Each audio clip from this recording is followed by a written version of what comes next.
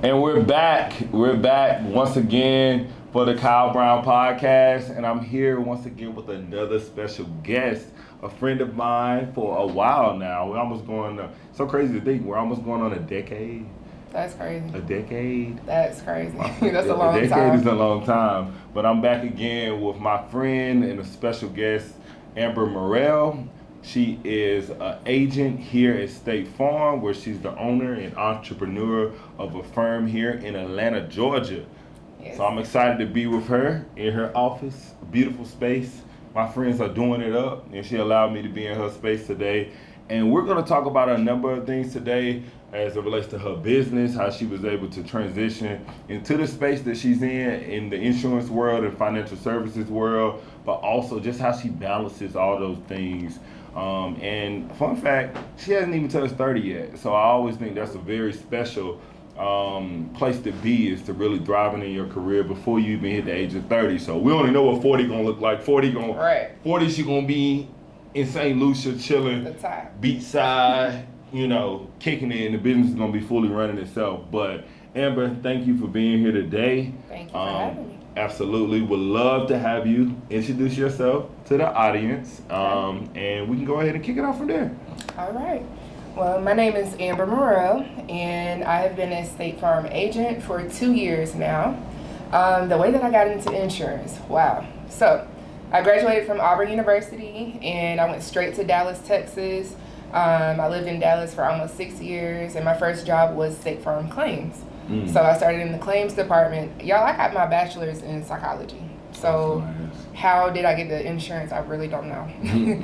But so I went to Dallas, started my State Farm career in claims. Then I got my master's in industrial organizational psychology, which is the study of humans in a work environment. Yeah. And I wanted to go straight into HR. So there was no reason for me to be in insurance anymore. I applied to over 253 HR jobs in Dallas, and I got denied for every single one.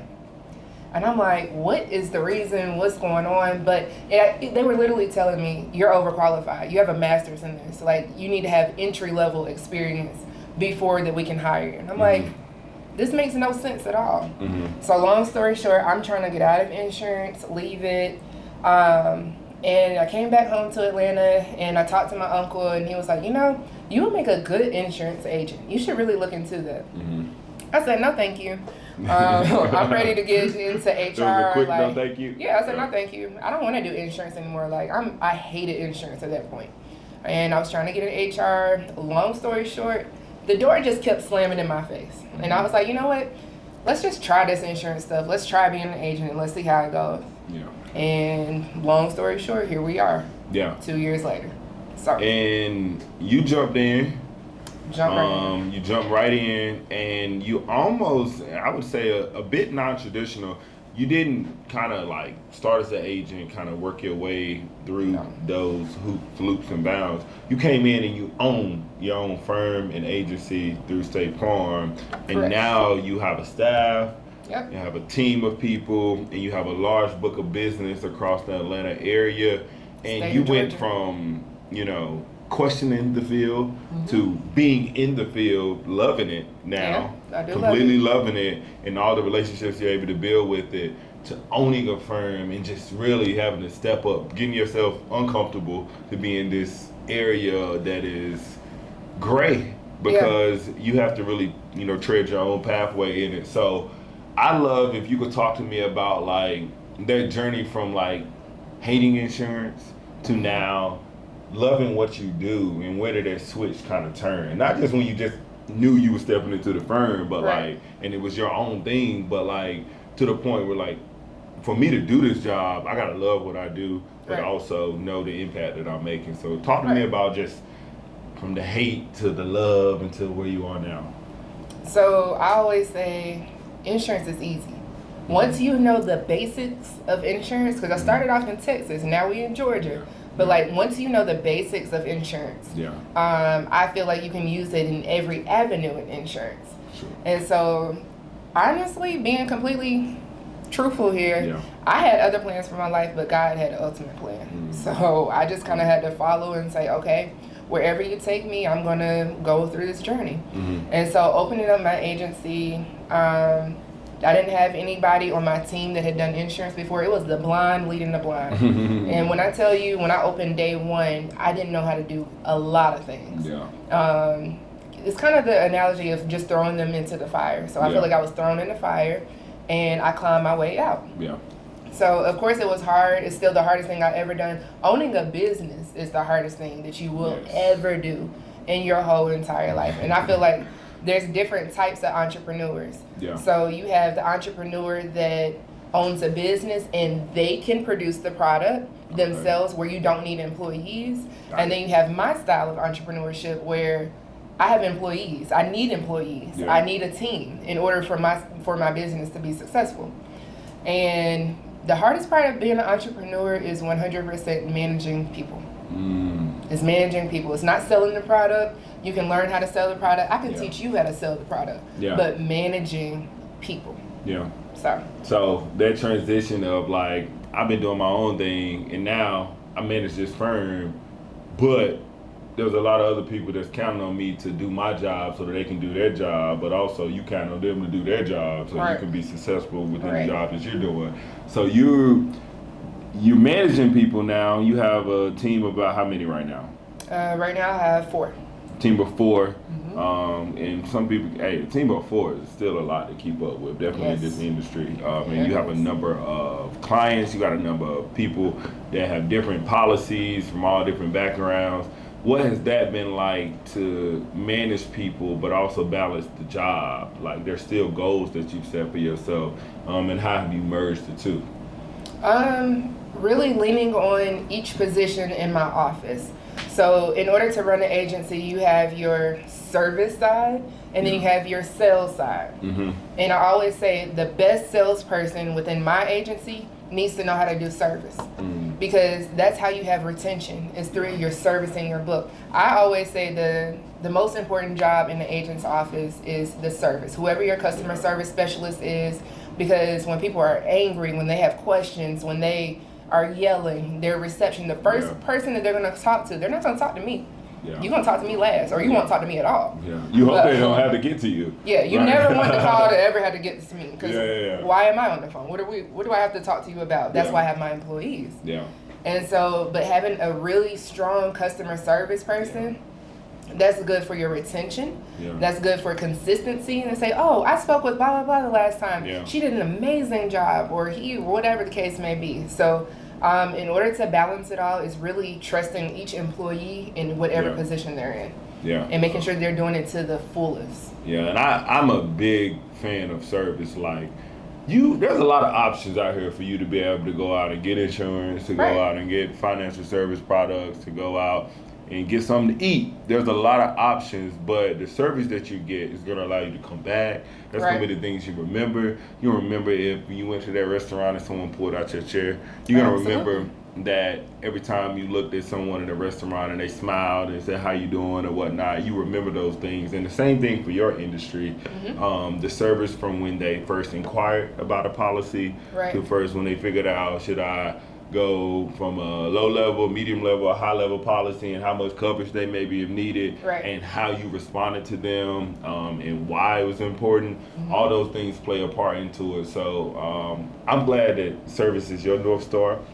Personally, I think as a friend, you show up for your friends. Well, thank you. So you know what I mean? You show up. Like, I do. I remember visiting you in Texas, and like, your friends showed up for you for sure, but I've seen you show up for them heavy too, and like that's a big part of service. It's like giving yourself. Like, even in the business world, it's like we have to give people a good experience, and we have to give them service through what we're doing and a reciprocal value. But at the same time, you have to practice that as personally. Like, it ain't just like a switch that you just turn it on when it comes to service and how you can directly treat people. But full time, Amber is a good person that is gonna be there for her friends.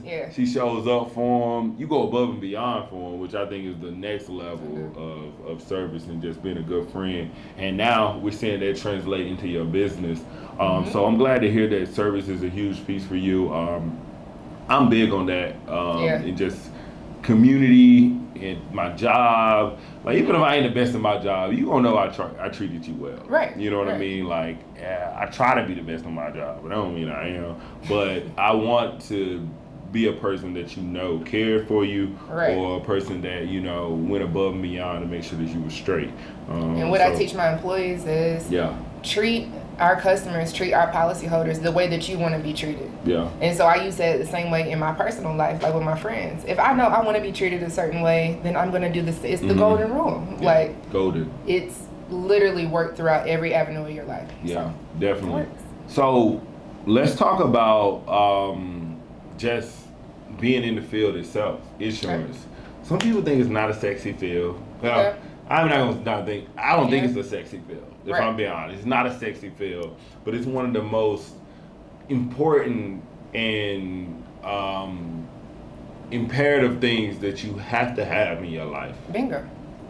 Recession proof. Yes. It's a recession proof business. It's a recession proof necessity that you have to have no matter what. Right. So for you being able to be in that business where you can provide people a recession proof entity or recession proof piece of service, what's that like for you, and how do you take that as almost as something that is going to add value to their life? So what is that like for you? For one, it adds comfortability for me. Yeah. Because I know no matter what we go through, whether it be a pandemic, another big recession, depression, whatever we're gonna go through, what do you need to buy a house? Yeah. Homeowners insurance. What do you need before you drive off a lot? Insurance. Right. So that's one great thing that we can always say, I don't see insurance going out of business anytime soon. Ever. So that's really something that we have to also talk to our clients about when it comes to, so you always going to need your auto and your fire policies, but the hardest thing is telling somebody, you need life insurance as well. Yeah. So life insurance is not a necessity. It should be. Yeah. It should be, but everybody doesn't think like that. Yeah. And people don't know how you can build generational wealth through life insurance, or how it has not just a death benefit, it has living expenses, living benefits that you can use. So trying to get people to realize that and say, hey, you should really look into insurance. But sometimes you gotta just ride the wave. Yeah. And I feel like now all of a sudden everybody's on the wave of life insurance, but you really gotta learn about it. You gotta ask questions, you gotta inquire. Every company is different. Mm-hmm. Some of my products that we offer are completely different from what another insurance company might offer. Uh-huh. So you just really gotta educate people. What are some of the basics of life insurance across the board, no matter what insurance firm you with? Just the essence of life insurance. I know about it, but I think but I'm not a guru at life insurance. I know it's important. I have it. My mother, she has it, and she's taking policies out for us and whatnot. But what are the basics for the people who probably just don't know? Which is, I think it's a lot of people. A lot of people, they know it, but they don't know the details of it. Right. Yeah. So the way that I start off all my life insurance conversations, appointments, everybody loves to say, oh, well, I have life insurance through my job. If you say you have life insurance through your job, I say, oh, baby, you don't have life insurance. Yeah. Because it's dependent on you staying at that job. So think about during the pandemic, when people got furloughed, laid off, whatever, their whole company went away. That life insurance doesn't stay with you at all. So when people say that, I say, you don't have life insurance. But the difference between the two, you have term life insurance and you have whole life insurance. Now, I say term, I like to travel. Yeah. I be going at least almost 2 weekends out of the month. So you get 2 in. You get 2. You better get your 2 in. I'm going to be on a flight now. Yeah. So for me, I consider my term insurance as my accidental or my unexpected quote unquote death policies. Okay. Now your term are your cheaper policies. So for all my term policies, they're my $1 million, $2 million, $3 million. All my term policies are very high. Okay. Now my whole life insurance, that's what I consider my investment policies. Gotcha. Long term. Bingo. Long term. And the best thing about my company, we have what you call limited pay whole life insurance. So you have the option of paying for a policy for 10 years, 15 years, or 20 years, You're done paying on it for the rest of your life. It continues to accrue cash value. It continues to accrue dividends, and it continues to increase your total death benefit. Got it. So, example, if we started $100,000 with a total death benefit with a 20 pay life, right? Mm-hmm. Pay on this policy for 20 years. How old are you? 29. You're 29. So in 20 years, you 49. Will be 49, right?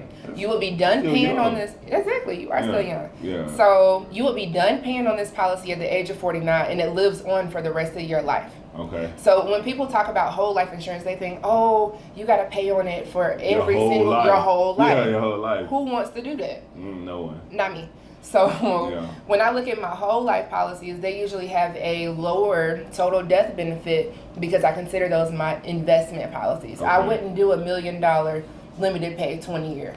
Got it. Because it's going to cost a pretty penny. Because you're going to be paying, almost that amount over there 20 years. Not that amount, but you're going to be paying a higher premium. Bingo. Your monthly premium would be for $1 million, I'm going to say about maybe $5,000 a month. Now your cash, right. But now let me tell you, your cash value, if you were to run with that number, would be out of the roof. Yeah, probably in 5 years you could just pull. Bingo. Yeah.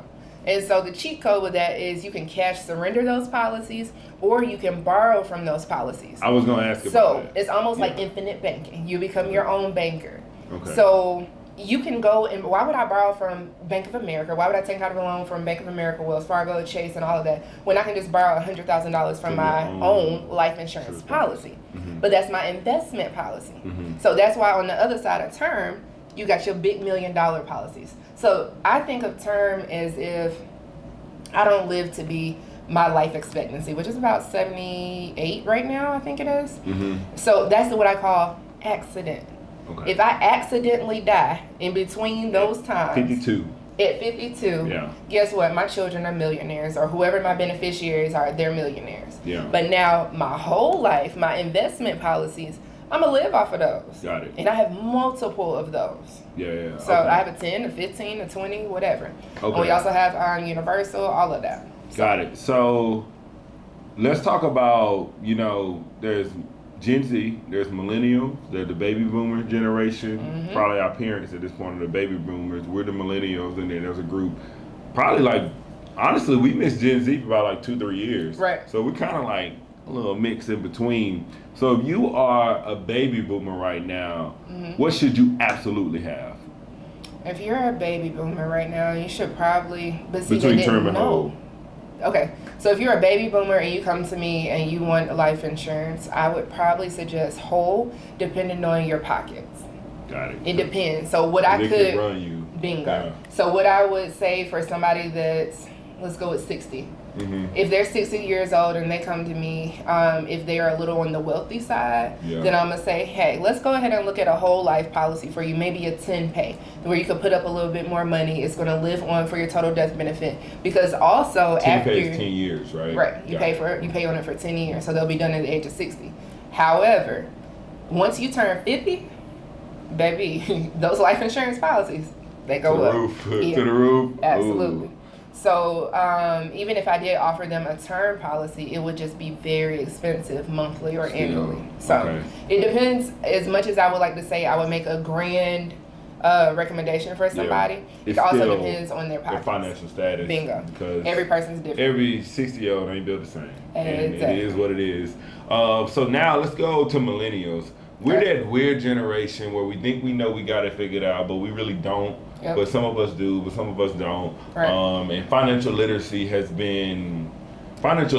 and insurance literacy has been brought to us, but sometimes surface level, just depending on what industry you're in. Right. What do you say to those people who maybe lack some of the knowledge around that industry and why it's important? Because we hear it all the time. You should probably take it out now while that policy's gonna be cheap. Right. Well, that policy's gonna be cheap while you can save some dollars and you can get in now and just keep that policy over some time. Right. And it go one ear and out the other. A lot of people. It's real for real. It did for me for a while. Right. And then I learned. I got married, and I was like, yeah, bro, you might want to get a little serious. Right. But even outside of getting married, just how important it is if you have family, if you have responsibilities, assets, and things like that that you care about. What do you tell those people from the age of 25 to 40 right now? What do you tell those people? Basically showing them the value of life insurance and learning how to, you have to tangibly show people our age what a life insurance policy could do for you. Now, I always recommend having 2 policies. How I said, I have my term and I have my whole. So I'm gonna ask you a question. What is something that you purchase every single month that you could give up, or you just spend some money on it? You just like, you don't need that. Coffee. Boom. Easily. How much is coffee? $5 a cup at Starbucks. Okay, $5 a cup. How often do you go a week? Vanilla sweet cream cold brew. Out of a 7-day week, I go 4 to 5 times. 4 to 5 times a week is $25. Okay. So basically, let's go with $100. You're wasting $100 a month on coffee. Now, imagine if you could invest, or just think, if you just put $100 a month into a whole life policy. And we on the high side. Because a term policy for $1 million policy around our age can run you about anywhere between $80 to $95. In term is typically higher because term is lower. Your total death benefit is higher. Gotcha. So when I think of all of my term policies, they're $1 million policies. Okay. Now my investment policies, they're a little lower on the total death benefit because I wanted to invest. Those are my investment policies. I'm not thinking about my total death benefit with my whole life policies. So that's the difference between the two. But if you could take time and just invest that $100, what's $100? Like, I mean, granted, it is money. What's $100? Hey, it's the coffee money. Clearly, it's coffee money. Yeah, but I'm saying you do can I need allocate that coffee? that. Yeah, I don't think. Right. I can It's a habit. Yeah, it's a habit. If you can set aside and budget to make sure that you spend $100 in your life insurance, think about just random people. And truthfully, it doesn't hit home until somebody dies close to you that doesn't have life insurance. Completely. Like, that doesn't have life insurance. And then you sitting around looking like, well, how we going to bury them? How we going to cremate them? They left all this mess behind. They got finances. They got debt. They have all this stuff. And you're like, what are we going to do? Yeah, GoFundMe ain't going to always cut it. I'm so sick of the GoFundMes. That GoFundMe ain't going to always cut it. Like, I understand the GoFundMes, but it makes me mad, especially if I had talked to that person before. And I was like, yo, I really think you should get a life insurance policy. And you just brush it off. And I'm not going to hound you about it. Yeah. Because you do need it. And then 2 months later, I see you putting up a GoFundMe for somebody. Yeah. And I'm like, dang, bro. Like, we could have just talked about this, and then you could have told them, and then they could have had life insurance. We could have slow played it, and you'd have been good to go. So for the 29-year-old, me, the 29-year-old right now that is on the fence. They know about it. They know it's important. They don't know the details completely. And then there's a part of them that's like, I don't know if I even. I might wait till I'm 35. What would you tell them? I would show you an illustration. Because we are more visual learners. For sure. So if I can show you on the illustration that, hey, Kyle, at the age of 39, you'll have this much in cash value. You can borrow from it. You can cash surrender it. You can do this. You can do that. You're more inclined to be like, oh, dang. Yeah. I can have 6 figures in my own bank account by this time. Yeah. So if I can show it to you, and you can tangibly see it, then you would be more inclined as to be like, oh, okay, that makes sense. And also, it has to be an intrinsic motivation. Like, it has to be, because it has to start with you. You know, you do got to be comfortable with knowing that you're making a good investment. Correct. Would you tell me to go term or hold? Both. Now, I would start you. Both. Well, which you would, all right, so you say you would start me where? I would start you at term. Okay. Because I want you to get comfortable with that payment. I would start you at term because you also need to make sure that you have it. Yeah. You need to have it. Okay. You can always invest, but you need to make sure you have it first. Yeah. So I would start you at term, get you a little comfortable in that, and then about 2 months later, I'd be like, okay, Kyle, let's go ahead and put you on to your whole life policy. Also, it depends on your financial status. Yeah. If you tell me up front, hey, I'm only between this number and this number, what can you do for me? I'm going to say, bet, let's go ahead and get you a term first. And then a little bit later, once the money a little longer, and once you move some stuff around, I've had many clients say, hey, I'm trying to pay off some debt right now, so give me a little bit of time, and we bounce back. I'll put you on my, task you out on my calendar. Yeah. I'll be like, okay, let's follow up, let's get it done. Yeah. But I would start you at term and then do whole. Mm-hmm. And but both. You'll be doing both at the same time, though. So monthly you will be paying a term and a whole. Is there one that you would probably say that you can pull from earlier?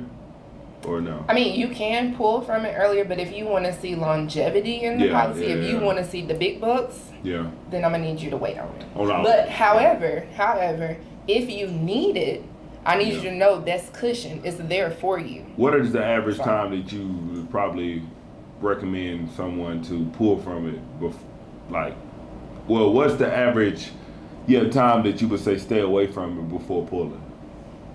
I know it's based on everybody's financial status. Yeah. Now, grand scheme of things, I couldn't say because life be lifing. Yeah, life be lifing. Life be lifing. Yeah. But if I had to make a recommendation, I would say somewhere between 5 to 10 years. 5 to 10 years. Like, you really have to treat it as an investment. So what I tell my clients, I'm like, yo, I need you to treat this as an investment. Yeah. And when you invest in something, you usually pay thousands, right? Yeah. You can do it annually. So I honestly recommend people to pay annually or put it on auto pay. Yeah. If people do not put their life insurance on auto pay, I get nervous. Get pulled out. I get real nervous. Because I'm just like, why won't you put it on auto pay? But I mean, to each its own. Every person is different, though. Yeah. And you just got to meet people where they are. You're right. You got to meet people where they are. Yeah. So I don't blame you. Nervous, I don't blame you, though, because they got that thing on auto pay. They might miss a payment or two. Exactly. Yeah. If your life insurance policy isn't on auto pay, it's more likely that your policy will lapse. Because, I mean, when life start lifing, and it's like, hey, it's either I pay for the lights in the house or my rent. Yeah. I'm going to let that life insurance go. And life insurance is right. It's going to be the first thing. I'm going to tell you now. Yeah. 95% of people, their life insurance is gone. But we don't know when our final day is. So. You absolutely don't. You absolutely don't. And I think it's also important that one thing, so when I got life insurance, I was budgeting, I was doing things like that, but when I got life insurance, I started having to move things around. So I started thinking about just financial literacy and budgeting a little bit more because it was something that I didn't reap the benefits from on that month. Like, I got my HBO subscription, I got my Netflix. I got my YouTube TV. My YouTube TV, I ain't gonna lie, y'all killing me. Shut up, YouTube. Y'all killing me. That could be my whole policy. That I could be, you know what I'm saying? But it's just that you really should start figuring out your whole entire scheme of financial literacy. But, and this is where I have to tell my clients that, like, I can get you a policy as low as $18 per month. Okay. You can start with something. Just do it. Right. I can get you a policy as low. Now, it may not have a lot of value in it. We may need to convert it later to something bigger and something better, but you can get life insurance. Yeah. So they have 10-pay term policies. Okay. And I mean, I don't really recommend them, but if you need something, if somebody comes to me and say, I just need some type of life insurance, I need a starter policy. Yeah. So that's what makes looking a little on edge right now. For sure. I just need some. That's what makes me a great agent because I do a life needs analysis based off the person that you are. LNA, life needs analysis. Bingo. So if you come to me and say, look, I got 4 kids, I got this going on, I got to do this, I got to do this. I need basic coverage, but I do want life insurance. I'm going to take care of you. Yeah. As opposed to somebody else that come to me and say, look, I can afford $1,000 a month in a life insurance policy. What's good? Then I'm going to give them according to their needs. That's why every single person, we have to do a thorough analysis on them. Got it. Life needs analysis. LNA. Life needs analysis. I think everybody need to go do one of those. You sure do. You need your life needs analysis. That's good. I like that. I need to and write so that things down. that you look at, you're looking at your liabilities, your assets, what are you paying on? If something were to happen to you, God forbid, let's say you had 3 kids, right? Yeah. 3 kids, wifey. Hey, I went through the boys. So let's say you had 3 kids and a wife, and you come to my office, and I'm doing your life needs analysis. My question to you would be, Kyle, God forbid if something happens to you, would your family still be able to live on and still do the same type of lifestyle that they're living right now. So if they're used to Chanel and Louis bags, and if they're used to riding in a Benz and a Range Rover, can they keep that lifestyle up without you being there? Yeah. And according to whatever your question, whatever your answer is, will be what I guide you to for how much coverage you should have for your total death benefit. If you have a house and a mortgage, and your mortgage you still owe $500,000, then guess what? We're automatically going to look at $1 million for term coverage or whatever. Because you leaving a $500,000 house to there. Correct. If it, So it all plays into each other, and it all layers off each other. So you just need to, prep and prepare for that worst day. And it's a scary thing to think about sometimes, but it's a necessity. It's a necessity. It's a necessity, no matter which way you want to put it. So that's definitely dope to hear. And I love to hear this. Like, you just give me so much game right now, and this has been you for going on. Like, you've been in the insurance industry, but now at the point of owning your own firm and whatnot, it's been 2 years now. 2 years. And you've been really, caught your stride because you used to run track. And I did. So you did. So, but I wanted to talk about, like, there is the importance of the service in the business, and all of us need it. We need insurance from home, from auto, to fire, to life. Right. We all need that. But then there's your side, that's the business owner side, the entrepreneurship side, that you're still finding out each and every day. I know I talked to you probably like 6 to 9 months ago, and you was just like, yo, I'm figuring it out. It's crazy, managing people, keeping people motivated, having people even pass insurance. Cool. So, you're a former athlete for 4 years at Auburn. You were a track athlete. What exact events did you do? High jump. High jump. You can jump? You can still run jump? 400 too. You can run the 400? Okay. It's a grown man's race, but I love that race. It's a grown woman's race for you, in your perspective. That is fair. It's a grown woman. It's a very much one of the hardest things to do in sports. 400 ain't no joke. It is no joke. It is no joke. But I'm 6'2", so I had an advantage. Absolutely. I ran 400 in college. In high school. Okay. Won a state championship. Nice. I gotta throw my stats out. Okay. But through track, through sports, through the 400 being one of the most grueling events you could do, I'm sure there was a lot of discipline that came with that. Yeah. And it built a lot of just resiliency within yourself. And now I'm sure you use a lot of that within your business. Anything you take from your previous, like, sporting events or sports training or being a former student athlete, does that help you in your business now of just maintaining a schedule, maintaining the resiliency that you have in your business to come back every day and bring your best self? Anything from that kind of helps you? Absolutely. So, discipline.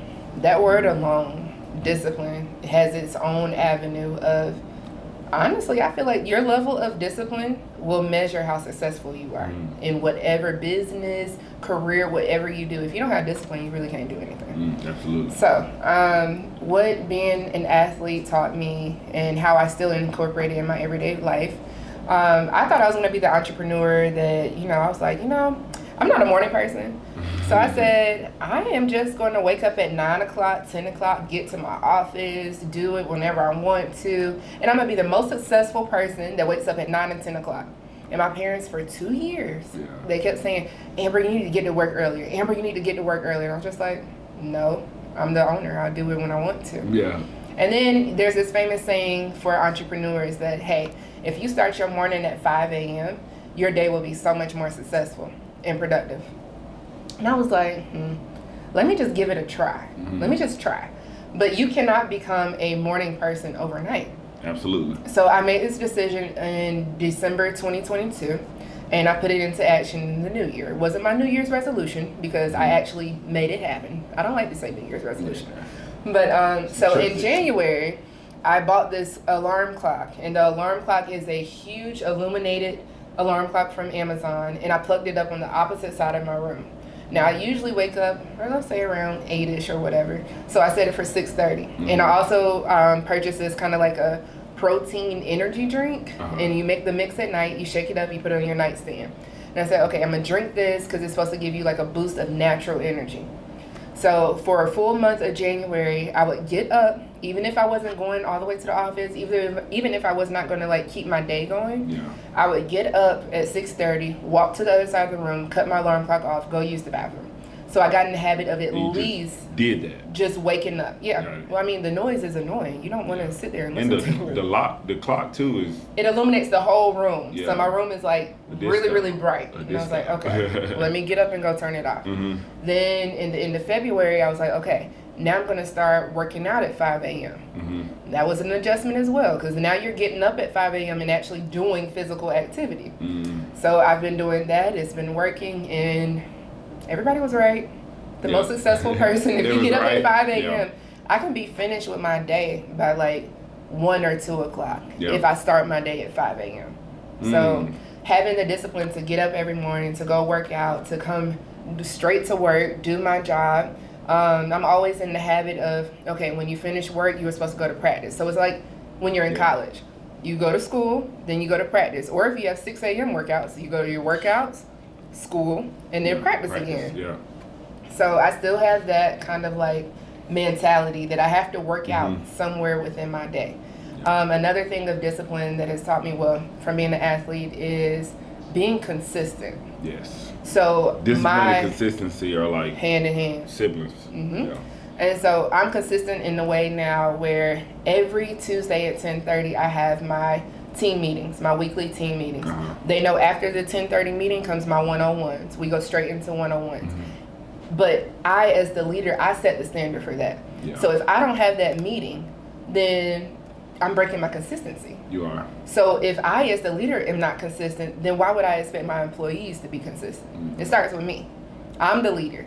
You have to learn that, like, in any event, whenever you're a leader, whenever you are the top of something, it starts with you. When everybody looks at you. Absolutely. So if I'm strolling in at 10 o'clock, guess what? They done BS'd around until the boss gets in. Until 9:50. Right. As opposed, and we all did it before. So we know what it's like to be in that spot where, oh, my boss isn't here, so I'm going to do whatever. But if I'm there at 8 a.m. sharp, when y'all walk in, I'm saying, good morning, how are you? They're like, dang, she here again. Right. So I can hold them accountable. The boss is there, it's like, that's the standard I maybe need to lead up to. Right. So the standard starts with me. So from discipline, I've gained consistency. And from my consistency, I've gained accountability through my employees and through my business. That's dope. That's dope. And I think it's super important that we build some form of discipline or consistency. It won't look the same for everyone.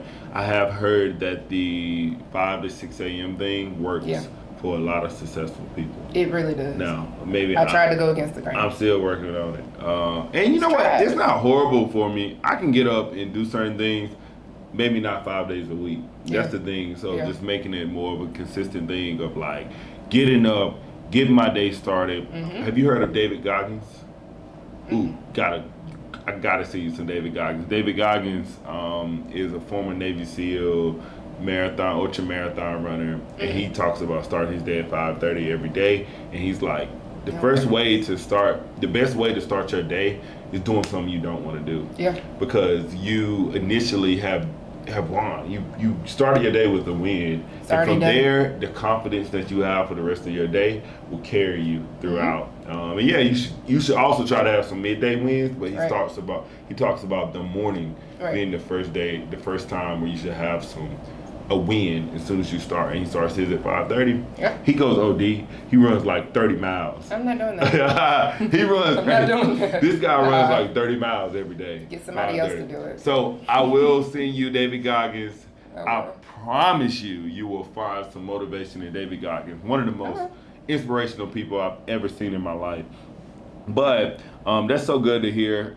Even at our age, sometimes we get caught up in this loop of looking at the visuals of YouTube, social media, different whatnot, and we feel like the instant gratification is going to come. But people have started their day a long time before Right. you even woke up to Right. get things going, to see for the output that you expect for them, that they have expected for themselves, or the expectations they set for themselves. So Right. that's definitely good to hear. That's a part of your routine. I'm going to have to get me a clock that's going to light up my whole room and make put me it on get the up. opposite On side. the opposite side. That was the most important piece you said. Because you can hit snooze 40,000 times because it's Just right like this. there. But if it's on the other like side, it's singing, chirping birds, and then your whole room is bright like Yeah. literally lights it up like the sun. Disco. I said, okay, I'm gonna get up. Just stop screaming. Yeah. So, And that's helped you in your business. A lot. And just helping you get your day together, your plans, your expectations, and now from that point carrying on throughout the business. So Yeah. another big part of the industry that you're in, and I'm really interested in this field, and the older I've gotten, the more I appreciate the importance of sales. yes. Sales is Sales is super important. important. Some people look at sales and they snarf their nose up at it. They be Right. like, I don't want to go into sales because it's this, and that. Mm-hmm. But if we really truly think about it, sales is in a portion of every single thing that we do. Right.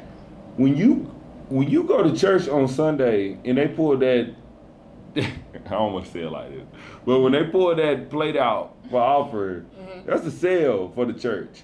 When you are supporting that Girl Scout cookie to support their Those nonprofit, babies are selling. that's a sale. They're selling That's at a 5 years sale. old. When someone is vying for a position in college or for political office, it is a sale. So, And I've learned that sales shouldn't be an uncomfortable place for us. No. It should be a part of our life. I know sales is something that you have to do every day to maintain your business and keep your business rolling and growing. And you have to lean on others, on their sales experience to do that, and do training and whatnot. So I love to hear your perspective on sales, on how you maintain a strong sales strategy, a strong confidence when it comes to sales, and just being able to deal with different customers, because not every sale is the same. Right. And just how you navigate that, because sales happens. Some of it happens naturally. Some of it happens through relationships that you cultivated for a very long time. Right. And some of it happens through getting rejected a number of times. But it's just a part of the game. And the game is every single thing that we may have our foot in. So talk to me about sales and just how you've been able to manage the aspects of that. Okay. So I always say that I can teach anybody how to sell. Yeah. Anybody, honestly. You're great at it. I really do like You're sales. great. I really do like sales. Because the biggest thing, so how I operate with my business is I start with, whenever you start in my office, you need to have a hot list. Do you know what a hot list is? I got an idea. What is a hot list? Okay. So with my ideas of a hot list is it's 100 names, 100 names and numbers that you need. Whether it is your COI, Hot list. Okay. whether it is your COI, your center of influence of people, your alpha. So they could be in your center of influence. If you have church members, if you have family here, whatever you have, that is considered your COI. So I tell my employees, I need you to fill out your hot list, and those are going to be the first people that you quote and the first people that we sell to. Got it. Why? Those are the people you know the best. And Those are the people that you trust in the most. Those are the people that are most likely going to convert to a sale, and they trust you. Am I wrong? you're not wrong. But the biggest takeaway from using a hot list is you can mess up. That's true. You can mess up with Those people people on aren't your gonna- hot list because they're not going to yell at you. They're not going to curse you out. You're not going to lose business from your auntie, your daddy, your uncle, your mama, your daddy. You're not. It's not. Because you want to practice with those people. So your hot list is very important when you start in sales, because you want to perfect and you want to mess up and you want to find your niche with your hot list first. Got it. Because you want to get in the routine. Put your hours in with them. Bingo. So by the time you get So to then when I bring you over to a cold lead where you're literally calling them and you are selling to them, you're going to be a little bit comfortable because number one, you know what you're selling. Yeah. So the biggest thing with sales is you have to know your product. If you don't have knowledge of your product, then you're not going to be able to overcome my objections. Yeah. If I'm confident, I can sell by confidence in my voice. Yeah. I can sell by confidence in the product. Mm-hmm. And I can also sell by, I always tell my employees, you're the expert. Yeah. The other person that you're talking to, they may have a little bit of knowledge. Yeah, but they don't know it. Like you have your license in this. Mm-hmm. You're employed in this. Your career is in this. Yeah. So you have to sell to them. Yeah. Now, something else that I always say is when you're selling to someone, a good salesperson is not a salesperson. Yeah. Because we're just having casual conversation. Mm-hmm. You should be able to literally talk to that person like they are your friend, like they're your best friend. You're talking to your mama, your Mm-hmm. daddy, whoever. It should be such a casual conversation so that you'll be like, oh my gosh, I just got 4 policies out of this person. Yeah, and it's my friend. And it's my friend, right. And now you've gained a friend. And it's my friend, yeah. And so literally I had to catch myself the other day. We were talking about, I love football. Yeah. And I was talking to one of my policy holders, and we started talking about football. And before I know it, we had gone 30 minutes talking about football. Yeah. And I was College just like, or NFL? both. Both. BOAM. We talked about SEC football and NFL. Yeah. And I had to reel it back. I was like, wait a minute. We were supposed to be talking about a policy completely different. And he fell in love with my personality. Mm-hmm. Another thing with sales, you have to have a personality. Yeah. One of my best employees, she was able to make so many sales from her personality. Yeah. They just liked her. Just a warm person warm, that you, bubbly. You gotta feel homey. You really have to have a conversation with them. So literally, I had people call back into the office, and let's say that we had Progressive on one side, State Farm on another side. Progressive was $300 per month. State Farm was $400 per month. But because she had such an amazing personality and was so personable and so caring, they came with us. They had to. They just felt like they were taken care of. Bingo. Yeah. So if you don't have the skills to be personable, have a good personality, you have to find something that you relate to that customer on. Like, you just really got to be their friend. Yeah. And it sounds bad on the outside, but you really can. And you can grow that. Like, some people feel like they're putting on somebody else to do that, but there are a lot of tactics that you can do to start employing in your day-to-day conversation, your day-to-day meeting with your manager, your day-to-day sales conversation, if you are really selling something that can really help grow that. What was something that you went to or something that you leaned on to kind of grow your sales skills? Failure, yeah. Having a sale and seeing it slip through the cracks of your hand. Yeah. And you're like, oh my God, that was 5 policies. I could have closed out on 5 policies. Ooh, yeah. Home, auto, life, rent, health, whatever. Like, the little house. Sister got a renter's insurance policy they need. Failure. Literally watching somebody was saying, dang, if I would have changed my script as to how, if I would have done this, I could have had that sale. Yeah. And truthfully, going back and doing it again and doing it the right way and overcoming those objections, it taught me that. And also, YouTube. YouTube is a free source. I don't know if people know that. Hey, I don't know if people know that. That's where you can find this, because she's spitting all these gems on YouTube. So. Yes. Like, YouTube is a free source. If you don't use YouTube, books, and books. Like, there is so much knowledge in books. Like, you can actually read books on sales. Yeah. But YouTube is even better, and podcasts. YouTube has the visual for you. Bingo. And now you can look at people's body language, because that's a big part of sales too. Huge. Even though you're on the phone sometimes, eye contact, contact, body language, you know, the way that they interact with a person. Did they give them a hug? Did they give them a shake of hand? Did they, you know, do all of those things? So, use your resources. If you want to get better, don't feel as though you got to go wait 3 months into this class that you signed up for to learn about sales. Spend $1,000 on this master class. Yeah. Blah, blah, blah. Girl, if you really do your homework, you can find it online for free.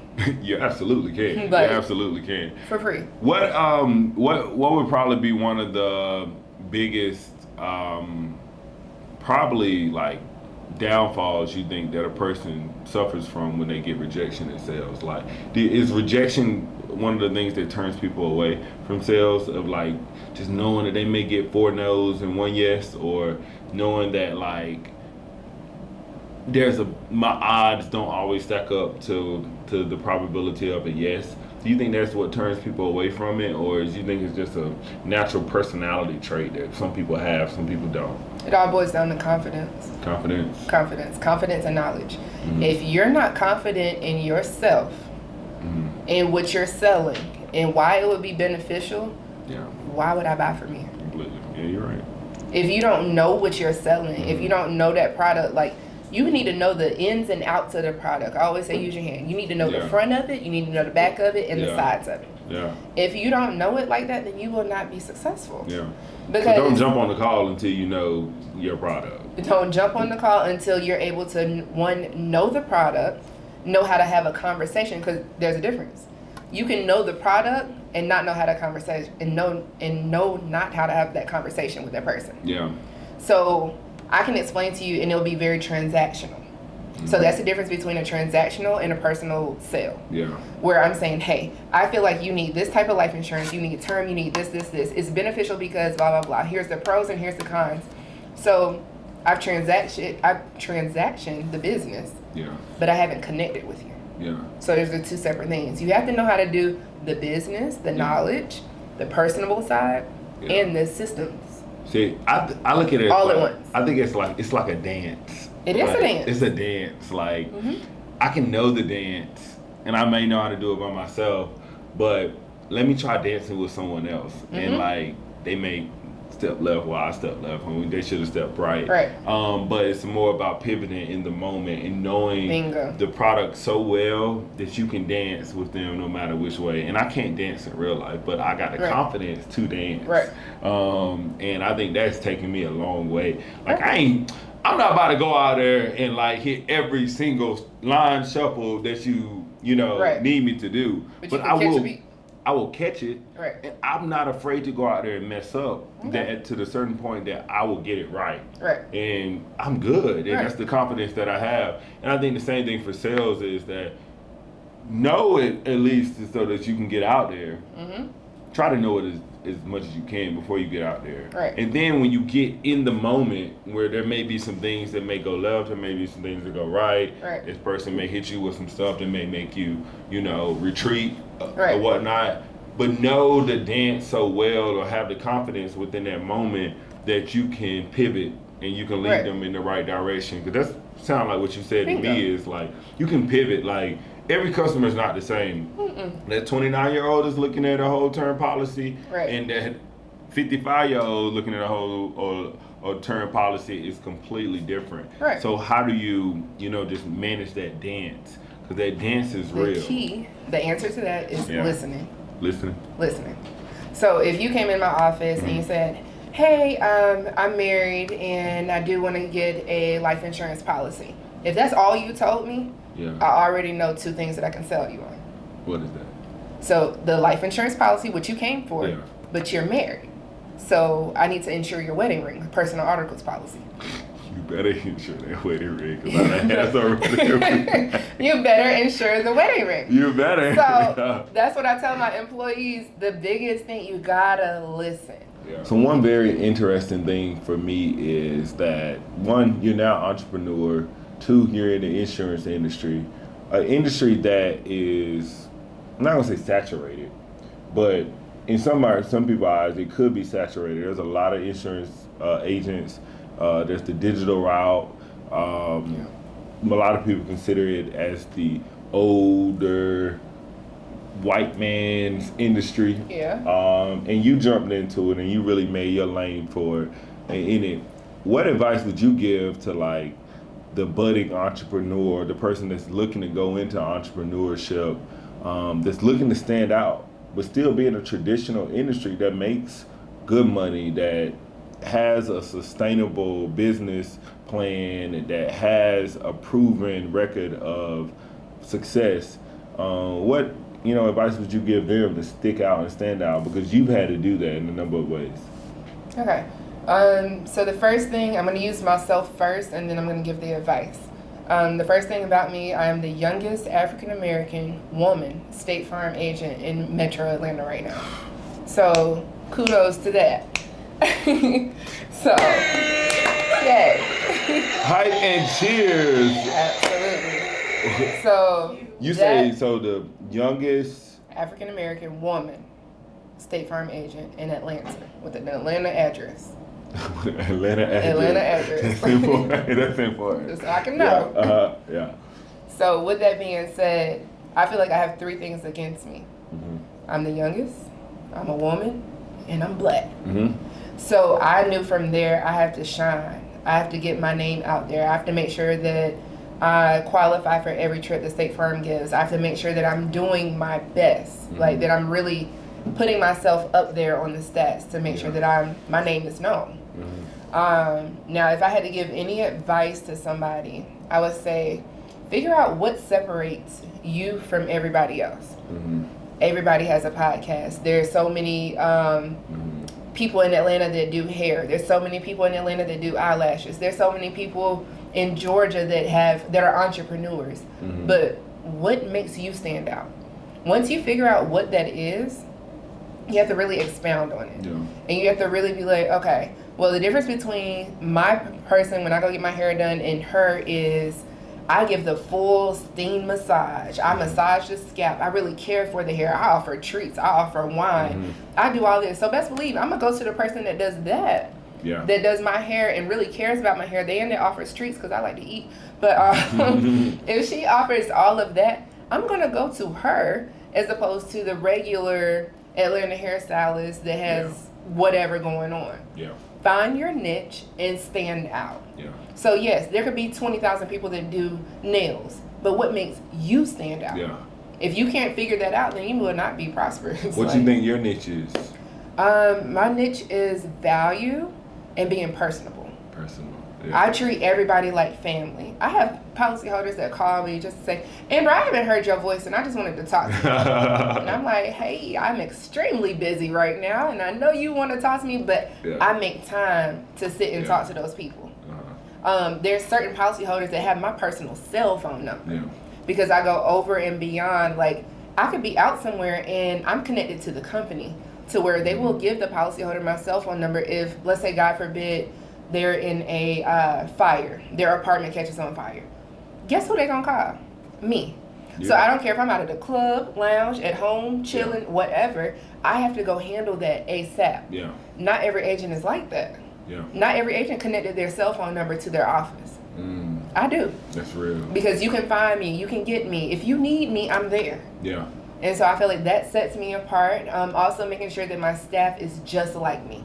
Got it. They're little Amber clones. Little Amber in clones. Their own way. Yeah. But I make sure that they have those certain qualities that I have, and which make me a great leader, which make me a great agent, which make me a great person. Yeah. And if they have them too, then we a good, successful business. It's a team. It's going to roll. It's a well-engined, oiled machine, and from there it's gonna keep rolling and producing excellence. Because I'm sure that's what you want to do. A big piece of that is relationships.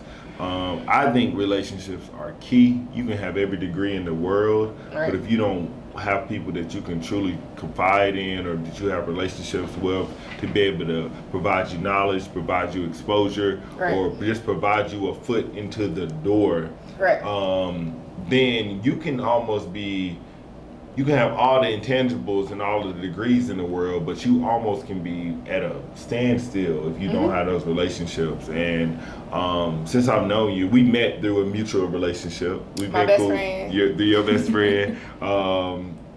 He might be more my best friend than your best friend. That's my best friend. That's your best friend. My best friend. I'll let you have it. He's to be given away. Yeah. You got him. But like through those relationships, it comes to full circle. 8-9 years later to today, it comes full circle that me and Tia, we need to get us a policy through you. But like things like that are so important, and they may not show fruit on day 1 or day 485, but somewhere along that road, if you nurture a relationship, it turns into something. So like, well, how important has that relationship building piece been for you for like just navigating this new space, navigating with your employees, trying to balance you showing up for friends, also showing up for your business? Because I also believe there's a thing called relationship overload. I do have a thing like that. So I'm in the recruiting world where sometimes I have so many people on my line that want this time and want that time and want to talk about this and want to talk about that. Yeah. And you got to prioritize just because you got to still take care of you. So how do you balance keeping strong and fruitful relationships with friends, with family, with clients, and giving them the best effort that you can give them? Now for that one, I feel like it starts with who you have a relationship with. Mm-hmm. Because if they know me and they know what I'm doing and they know what my day-to-day is, then the time that I do share with them, they know, oh, that's valuable. She gave as much as she could when she could. Yeah. It is challenging though. I will say that. I feel like some friendships I'm able to be there a little bit more than others, sometimes due to location. Yeah. If half of my friends are in Dallas, the other half are in Atlanta, it's like, hey, I may can go jump and go see an Atlanta friend before I could just jump on the flight and go see a Dallas friend. So don't feel shaded. Like, no, of course not. Of course not. But that also falls back to one word: intentional. Yeah. So if I'm intentional about, hey, my friends that's in Texas, I'm gonna call y'all or I'm gonna FaceTime y'all. Now it's up to them if they answer or not. But you better pick up. I call them. I do as much as I can when I'm not there, and then for here I do the same. Now all of my friends know across the board I will not respond immediately. Give me about a day. Business day to respond or a little bit later. And I also feel like that's a good understanding. Like, we laugh about it, but as long as you know that I'm busy during the day. It is what it is. I'm very busy during the day. Even when it comes down to a partner or even any person I'm talking to or something, like, I'm busy during the day. Yeah. I'm not that girl that's going to sit and text you all day long. I got a business to run. Yeah, absolutely. I got a lot of stuff going on in my day. Now, I may talk to you in the morning. Good morning. How are you doing?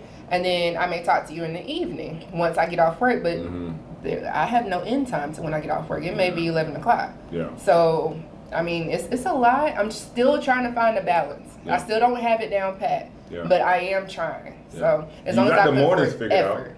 Yeah, I got the mornings figured out. You got the mornings figured out. I just got to do the evenings. And I'm with you. I think that's just a continuous journey. Like, I balance a lot of people. Mm-hmm. And you want to keep nurturing, podcasts, my day job, the community work I do, my family.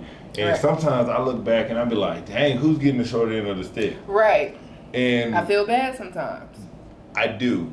But as I get older, I'm learning not to live with that guilt. That's true. I'm learning that this is my life. True. This is what I have brought to the table. This is what I signed up for, and these are the responsibilities that I have. And I can't feel guilty about some of the time that I wish I maybe could have spent in these places and those. Now, the main people in my life will get that full time. I would never short end my wife. Right. I would never short end my mother, my brother, and those people, and even my closest friends. But I have a lot of other people. Like, I can wake up to a number of text messages, a number of phone calls, and I'll be like, I ain't getting back to you until 2 days from now. But I feel like it depends on your group of people and your group of friends. Yeah. Because if my friends know what I'm doing, they know my day-to-day. So they know if I don't answer right away, it's not a personal attack on them. And they also know if you need me right away, please pick up the phone and call me. Yeah, you're going to have to. Out of nine times out of 10, I'm going to answer a phone call. Now, text message, it may get lost in the sauce. I'm just going to be real honest with you.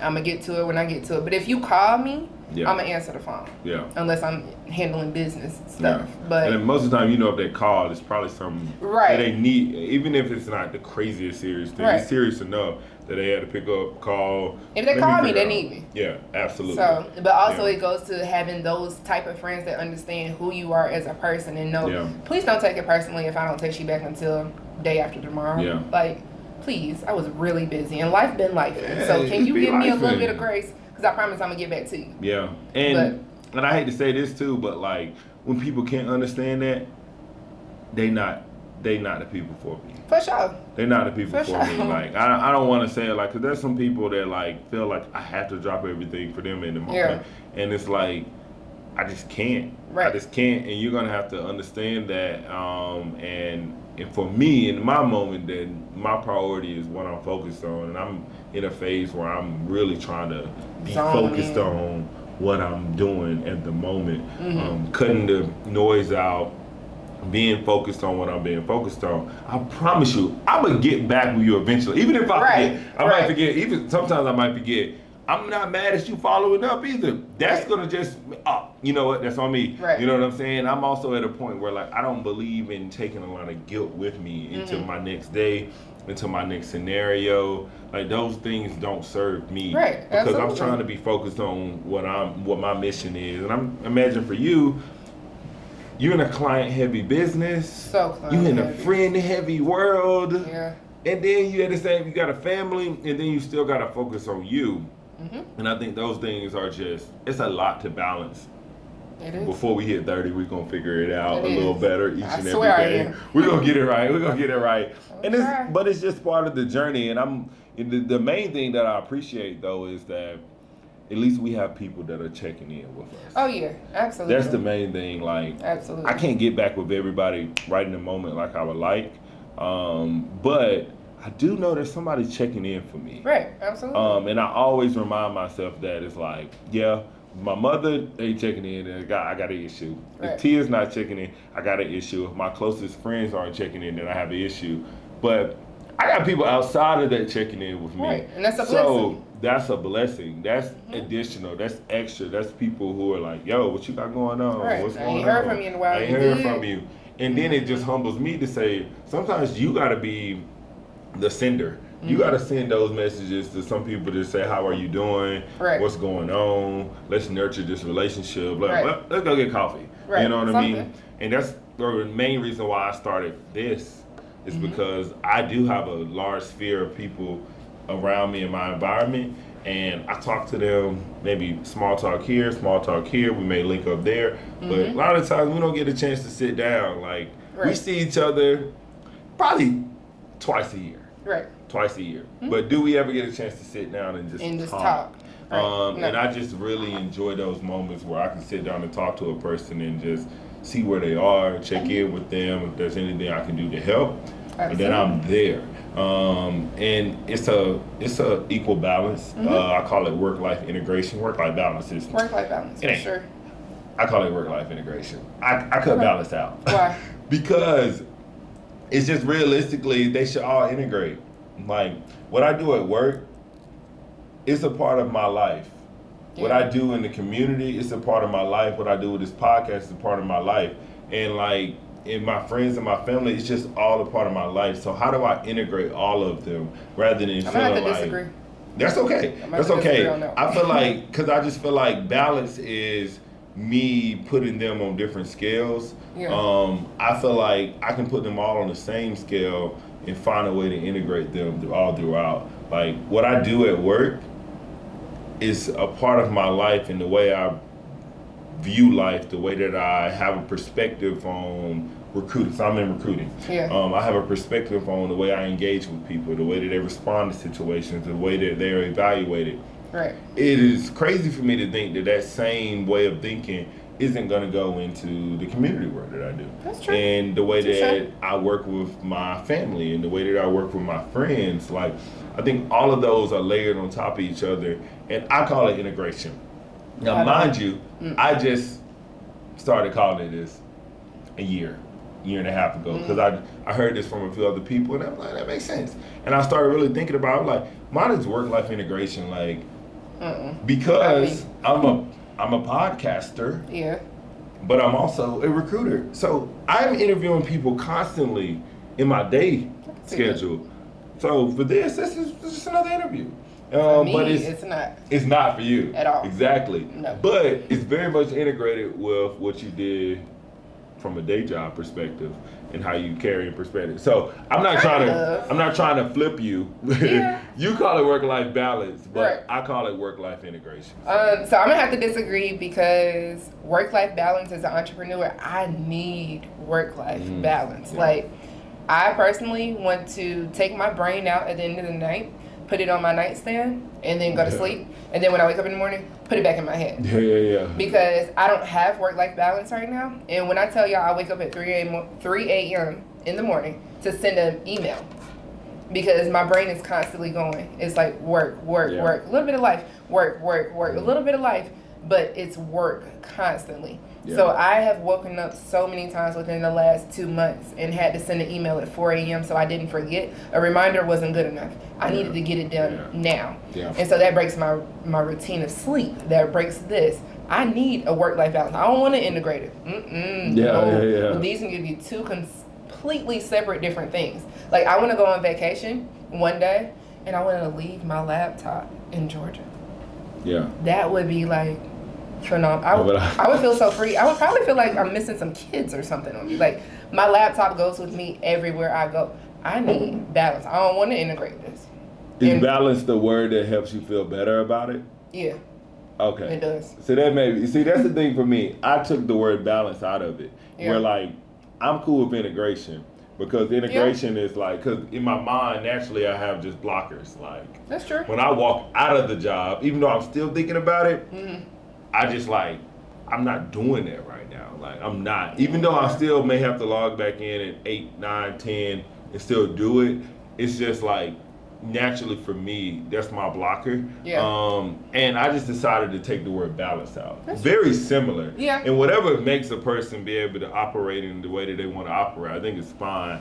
I just call it work-life integration because I have learned that they, in my perspective, they layer off each other. They do. Like, what I'm doing in my personal, what I'm doing in my, because my private, what I'm doing in all these areas, they just lay off each other. Because you mentioned your hot list. Yeah. Your hot list is mixing with your personal. But that's only the beginning stages of sales. So once you become a good salesperson, that hot list, you don't need your personal folks no more. And where I disagree is that until out of those 100 people, you close on 10% of those, and now you got 10 people out of that hot list that are now clients. Customers, yeah. Now we integrating. So that's why I just say I've gotten to a point where instead of letting the word balance bother me, because balance used to bother me, I'm like, I ain't balancing right. Right. But integration allows me to feel like it's all okay. It's okay because it's all intertwined. It's okay. It's life. Oh. It's a part of my life. It's work, life, and the part of me is almost taking out work. Like, I gotta work to live. Right. It is what it is. But life is going life.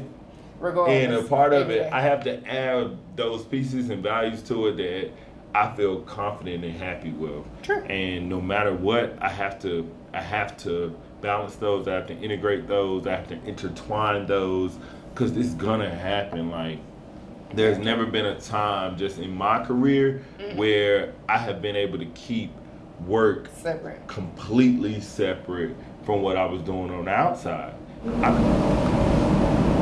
I love the conversation around, like, work-life integration, work-life balance. You view it as balance. I view it as integration. We may agree to disagree on that, and that's okay.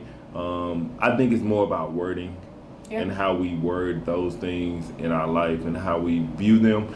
The crazy thing, well, not a crazy thing, the most natural thing about all of this is you're in a different phase than I'm in right now. You're a full-time entrepreneur. Literally. You have to, what you kill is what you eat. I don't want to say it like that, but that's true. It's you're a hunter-gatherer. You have to do those things to go out and have a successful life of business. I'm more in the system. I'm in corporate America. Right. I'm also working for some community agents and nonprofits, so it's more of a system that I'm a part of and I add my value to. Right. And a part of me wants to integrate them. Part of you maybe wants to balance those. I do not. I'm gone. Right. Yeah, I'm in. Right. So and that's completely okay. And I think it's more about wording. But personally, Amber herself, you have goals that you want to accomplish for yourself. You have relationships that you want to nurture personally. And you're in the city of Atlanta, that is the wild, wild South. It's the wild, wild South. And you are a woman of regality, you're a woman of stature, you have your own business, you don't really need anyone else, but you're still on the scene. You're still on the scene. So I love to really, really hear your perspective, because I talk about this with a lot of my friends that are women who are doing their thing. Because it's a thing we haven't seen, honestly, as much over the past 10 to 15 years like we see now. Women are doing their thing. Like, what is the dating scene like for you, or for like trying to find companionship with someone that has to approach Amber at this phase that you're in now, and be able to, you know, have like-minded conversations, be able to have a standard that fits the standard that you would like for them to be at, just have basic, you know, companionship. So, first of all, dating in Atlanta by itself, whew, yeah, that's all I can say about that. It's a lot. It's a whole lot going on. But actually, I have a story on that one. I have a really interesting story. So, hear me out. There was this guy, right? Really liked him. Everything was great, phenomenal. We were going on our second date, and I don't usually tell people what I do up front. I kind of keep it real, very copacetic, very just calm, cool, and collective. And I just say I work with State Farm. And so I didn't say much of anything. We went on our second date. I really liked this guy. I was literally like, y'all, I think I found my husband. Like, I really liked him. So we were leaving this place in Atlanta, and I gave him my valet ticket. I went to the restroom because I had to go use the restroom, and I was talking to my friends in the bathroom. I was like, y'all, we had the most amazing day. You know, when you talk to your friends, you're like, this it. This That's the one. That's what the bathroom was really for. That's what the bathroom for. So I'm texting him. I'm just telling him, like, I am so excited. And so I go outside to valet. He's standing there. When I get out, I see him, like, looking at my car or whatever. And I was just like, oh, okay, cool. He's looking at the car. Sure, whatever. And I literally go to the car, and he was just like, this your car? So, yeah, this is my car. I like cars. I'm a car lover. I'm going to always drive what I want. I don't care what it is. I'm going to always drive what I want. I love cars. And so he was like, this your car? And I was like, yeah, what's that? He was like, yeah, nah, I don't believe that you're paying for this. Like, somebody else had to buy this car for you. I said, excuse me, that's my car. I like cars.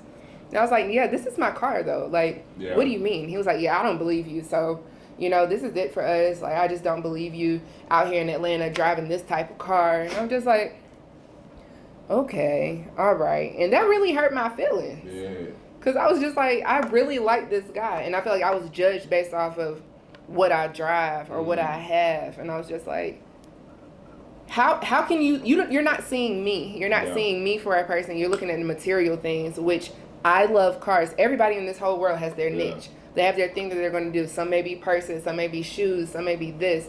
Mine is whips. So I get it from my daddy. Like, we love cars. Yeah. So I'm going to drive what I want. Yeah.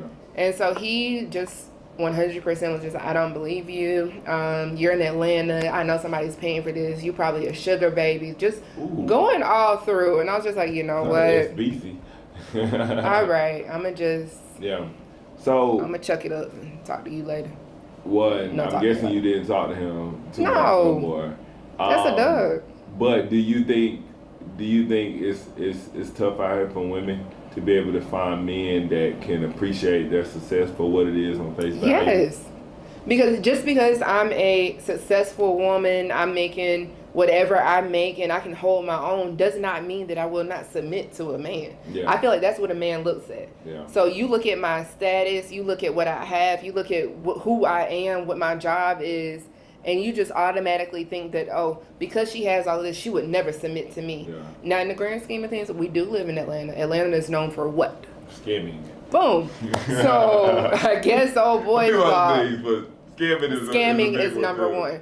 Atlanta is finesse city. So, I mean, I get why he could have thought like that, but at the same time, he wasn't the man for me. He was insecure. Yeah.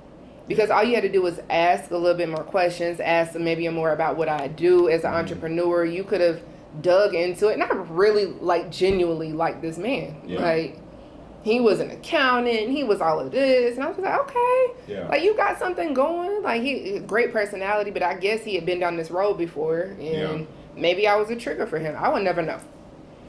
But yeah, that's what happened. So dating is a little difficult at my status. Not saying that I'm better than anybody at all, but I do bring a lot to the table, like a lot to the table, because I'm not looking. I don't need you. Yeah, absolutely. I want you. I think it's a pendulum swing in what's changed over the last 15 to 20 years. Women have the gender equality gap has for sure. It's definitely closed. Right. It's still a gap for right. sure, but it's closed, and I think men are allowing their insecurities to seeing women at the same level, or not higher than them, probably from a compensation or even a title perspective. They allow for that to kind of make their insecurities show. Right. I think he could have played it a lot of different ways. He could have played it a lot better than what he just did. But I think it's a real dynamic in today's society, and like you ain't even hit 30 yet. No.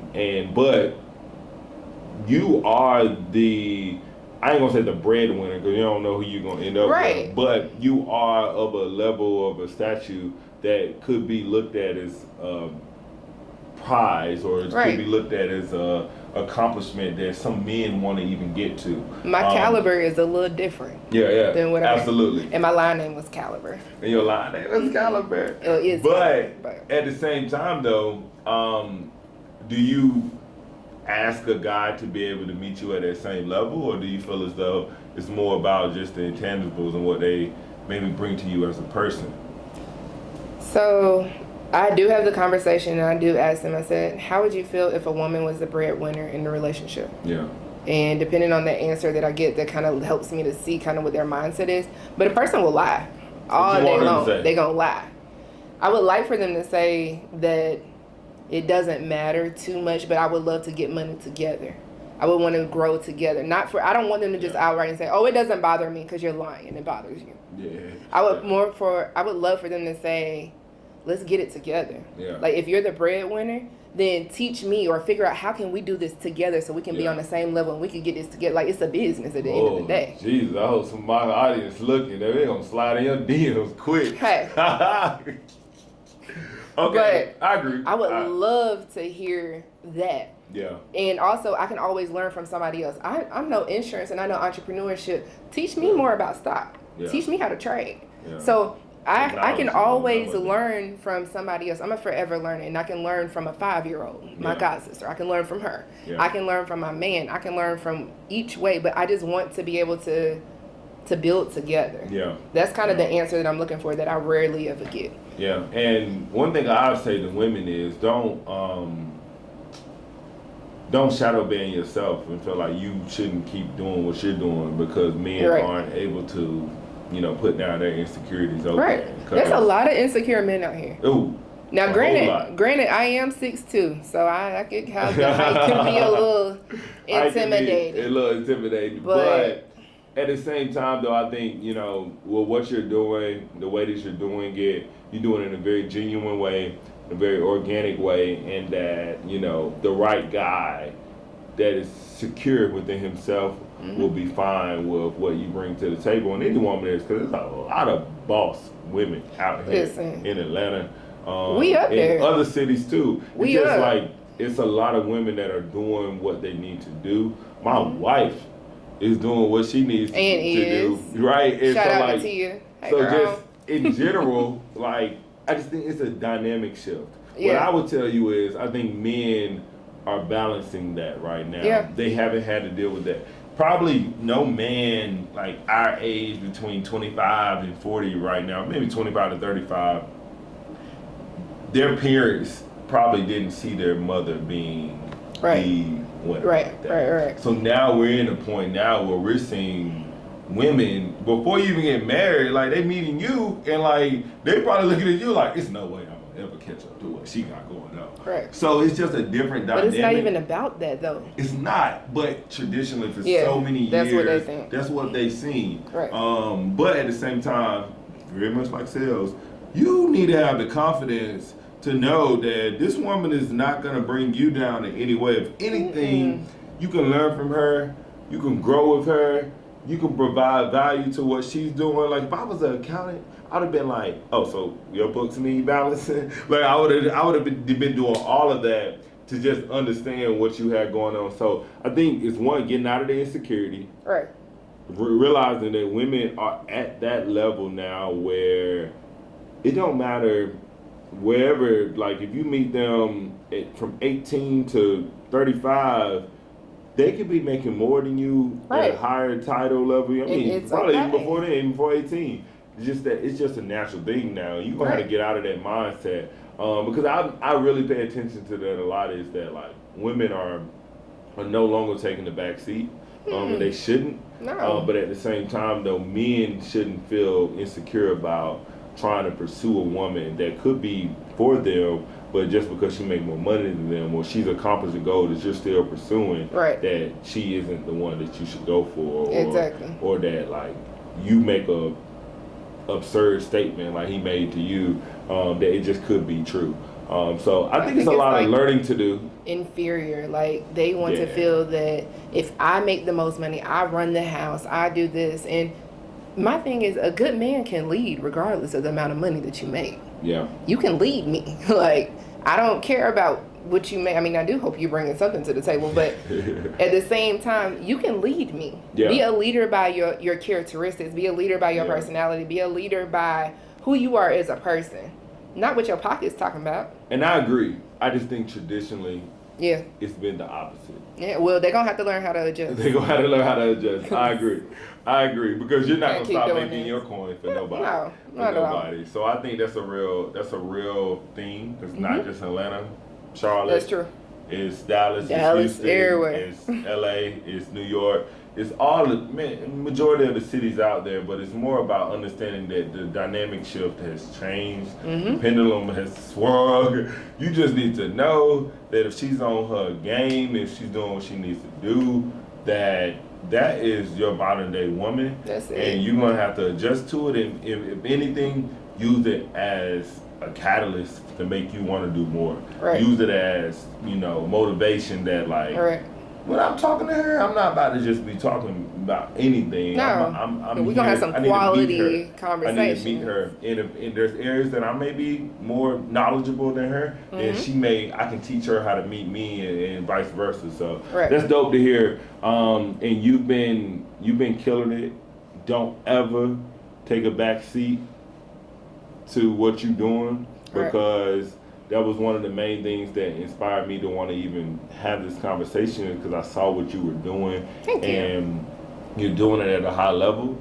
You're still at the beginning phases of your journey. I don't know what 39-year-old Amber is going to look like, but you probably won't even be touching the business head because it'll be such a well-oiled machine. But I think what you're doing is phenomenal. Don't take a backseat to no one. Keep balancing. Keep waking up at 5:30, getting your day started. Keep teaching others how to sell. Keep teaching others how to build relationships. And just keep being you, because that's one thing I've seen out of all of it. You being you. I'm always all of it. You always are. So, I appreciate you. This is yours, but I'm going to give you your flowers. Thank you for giving me my flowers. I'm going to give you your flowers early on in the game, because you deserve it. Thank you. And that comes from no place of insecurity as a man. You deserve it. You doing what you're doing. I look up to it. I think I got a lot to learn from you. And one, I really appreciate you just being on the podcast, being able to share that knowledge on you being an industry expert, because you are, and just being able to give us examples and clear pathways to success. And success is whatever you want to make it, but